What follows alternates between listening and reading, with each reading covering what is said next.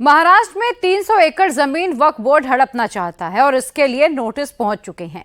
आपने ये सुना होगा कि वक्फ की नजर किसी जमीन पर पड़ गई तो समझो जमीन हाथ से चली गई। और ऐसा ही अब महाराष्ट्र के किसानों को लगने लगा है। कई पीढ़ियों से जिस जमीन पर किसान खेती करते आ रहे हैं, अब उन्हीं किसानों को यह साबित करना है कि जमीन उनकी है या फिर वक्फ की। लातूर के केस को वक्फ एक्ट की शक्तियों के दुरुपयोग का एग्जाम्पल बताया जा रहा है। वक्फ एक्ट में संशोधन क्यों जरूरी है, उसका सैंपल बताया जा रहा है। महाराष्ट्र में वक्फ बोर्ड की मनमानी का केस क्या है, पूरी रिपोर्ट समझिए इस रिपोर्ट में। अगर वक्फ बोर्ड में वो जगह रजिस्टर है और वक्फ की जगह है तो आज नहीं तो कल शेतकरी लोगों को वो जगह वापस देनी होगी। ये नोटिस वक्फ बोर्ड ने दिया क्या और किसी ने दिया? हिंदुत्व की सरकार है, तो अब सरकार के ही नुमाइंदे वक्फ बोर्ड में बैठे हैं, तो वो नुमाइंदे किसके इशारे पे काम कर रहे हैं? वक्फ बोर्ड ने बदमाशी की है, वहां पर हमारी सारी जमीन हड़प ली है। किसानों की सरकार है, किसानों के पीछे पूरी ताकत से खड़ी रहेगी और किसी को भी बेघर नहीं होने देगी। वक्फ एक्ट संशोधन पर देश में पहले ही सियासी महाभारत छिड़ी। अब महाराष्ट्र का लातूर इस टॉपिक पर डिबेट का सेंटर पॉइंट बन गया है। सोशल मीडिया पर लातूर वक्फ बोर्ड 300 एकड़ जमीन जैसे कीवर्ड घूम रहे हैं। मौजूदा वक्फ एक्ट में संशोधन क्यों जरूरी है, लोग इसके लिए लातूर को सटीक सैंपल बता रहे हैं। वक्फ की मनमानी का लेटेस्ट एग्जाम्पल बता रहे हैं। ऐसा क्यों है, समझ लीजिए। लातूर के तले गांव में 103 किसानों को वक्फ ट्रिब्यूनल से 77 नोटिस मिले। 300 एकड़ खेती की जमीन वक्फ प्रॉपर्टी होने का दावा किया गया। जिस जमीन के लिए वक्फ ट्रिब्यूनल ने नोटिस दिया है वो गांव की 75% जमीन है और 75% आबादी पर इसका असर पड़ रहा है। यही वो जमीन है जिसे वक्फ संपत्ति बताया गया है। जब किसान कई पुश्तों से इस जमीन पर खेती करते आ रहे हैं, उनका आरोप है कि वक्फ बोर्ड की नीयत उनकी जमीन हड़पने की है। मेरे को 6 एकड़ जमीन है। वक्फ बोर्ड कोर्ट ने हमको जुलाई में नोटिस भेजी है कि वो ये जमीन जो है तो कोर्ट हमारी है और वो खाली करके दो बोल के नोटिस भेजी वाली है। अभी वो केस चालू है। 3 पीढ़िया से हम जमीन कसते हैं, तो वो जमीन जो है सो हमारी रहना ये इतना हमारा ये है, दूसरा कुछ नहीं सर। हमारे किसानों को नोटिस मिले तो महाराष्ट्र में सड़क से सदन तक सियासी संग्राम छिड़ गया। सबसे पहले ओवैसी की पार्टी के विधायक मुफ्ती इस्माइल ने मोर्चा संभाला। मुफ्ती इस्माइल ने वही पॉलिटिकल लाइन पकड़ी जो ओवैसी ब्रदर्स ने महाराष्ट्र के इलेक्शन में लाउड स्पीकर पर पूरे महाराष्ट्र को बताई थी। आप पूरे देश के अंदर एक वाकया, एक घटना भी ऐसी नहीं बता सकते कि मुसलमानों ने मंदिर की जगह ले ली हो या मुसलमानों ने किसी की ज़बरदस्ती जगह छीन ली हो। एक वाक़या आप नहीं बता सकते, एक मिसाल नहीं दे सकते। लेकिन आज पूरे देश के अंदर मुसलमानों की मस्जिदों को लेकर, दरगाहों को लेकर जिस तरह का वाद खड़ा किया जा रहा है, सुप्रीम कोर्ट के चंद्रचूड़ साहब के एक फैसले की वजह से, अच्छी भली मस्जिद है, 700-800 साल पुरानी मस्जिद है और इस बात का दावा किया जाता है कि वहाँ कभी मंदिर था। जाहिर बात है हमें सताया जा रहा है, हमारी ज़मीनों पर कब्जा करने की कोशिश की जा रही है। वक्फ बोर्ड ने नोटिस जारी की है तो ये काम ट्रिब्यूनल कोर्ट का है, वो देखे किसके पास मालिकाना पेपर है। अगर वक्फ बोर्ड में वो जगह रजिस्टर है और वक्फ की जगह है तो आज नहीं तो कल शेतकरी लोगों को वो जगह वापस देनी होगी। वक्फ एक्ट, किसान और जमीन का मुद्दा छिड़ा तो कांग्रेस भी पीछे नहीं रही। नाना पटोले, असलम शेख, विजय वडेट्टीवार जैसे नेता मैदान में आ डटे। कोई कानून पर सवाल उठाने लगा तो किसी ने सरकार को निशाने पर ले लिया।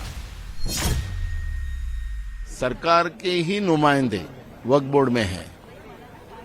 अब सरकार हिंदुत्व की सरकार है, तो अब सरकार के ही नुमाइंदे वक्फ बोर्ड में बैठे हैं, तो वो नुमाइंदे किसके इशारे पे काम कर रहे हैं, ये भी समझने के लायक बात है। ये नोटिस वक्फ बोर्ड ने दिया क्या और किसी ने दिया, क्योंकि आज तो उन्होंने स्पष्ट रूप से नकार दिया है, उन्होंने अपना खुलासा भी किया है वक्फ बोर्ड ने कि ये नोटिस हमने दिया ही नहीं। तो इसका सवाल ही नहीं है कि अगर उन्होंने दिया नहीं तो फिर ये बवाल क्यों है, ये किसी ने नोटिस दिया है, इसके बारे में भी सरकार ने इंक्वायरी होनी चाहिए, करनी चाहिए, ऐसा मुझे लगता है। देखिए, किसी भी चीज की शानिशा होनी जरूरी है। अगर किसानों की जगह है तो किसानों को मिलनी चाहिए, या जिसकी जगह है उसको मिलनी चाहिए, वक्फ बोर्ड की हो चाहे किसी इंडिविजुअल की हो।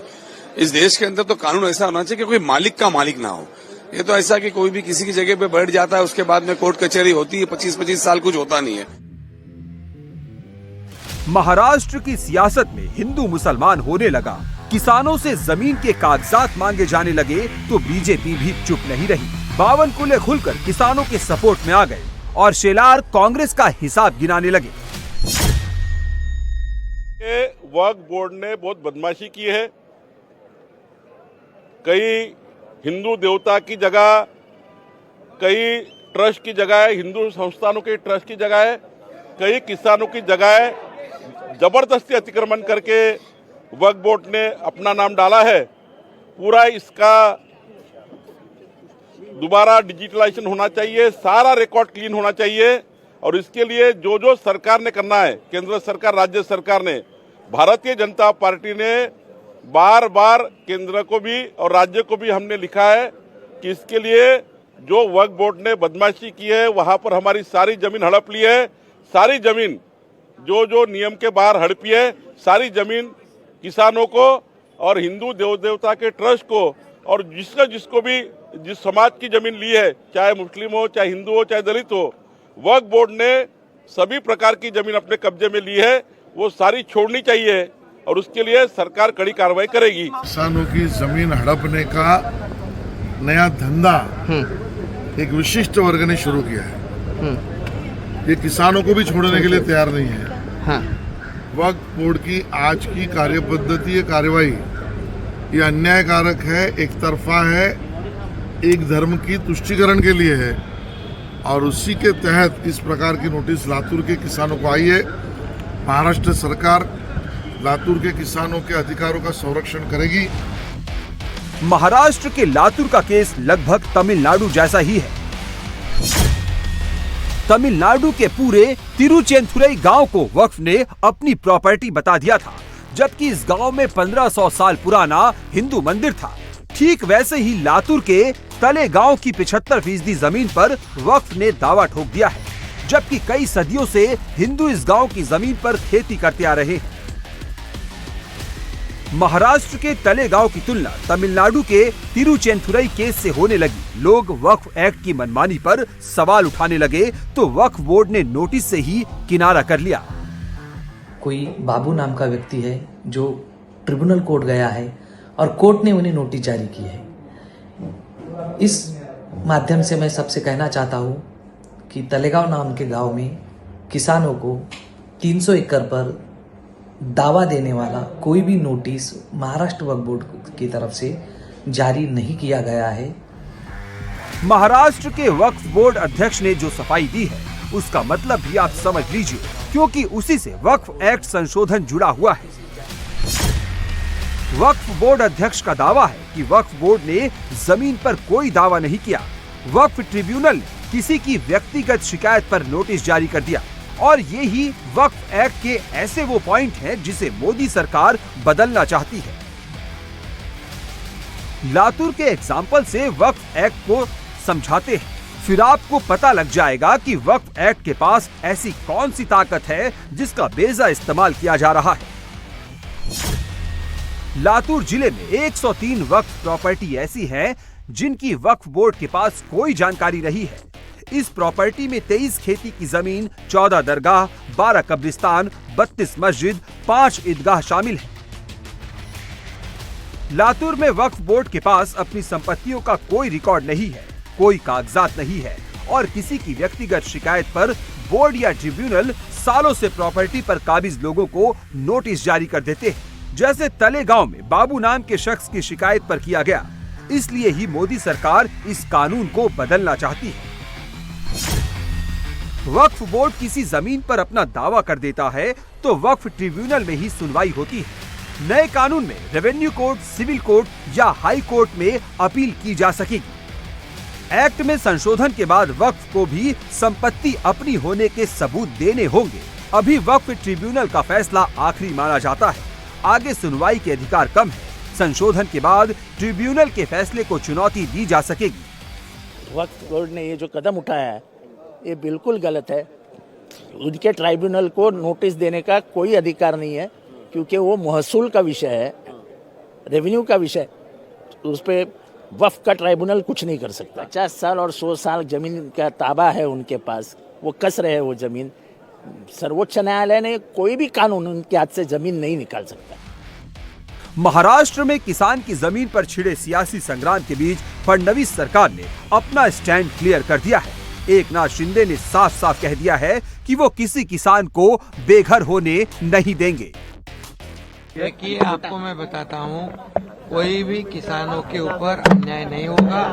लातूर के हो या महाराष्ट्र के कई कोई भी किसान हो, ये किसानों की सरकार है। किसानों के पीछे पूरी ताकत से खड़ी रहेगी और किसी को भी बेघर नहीं होने देगी।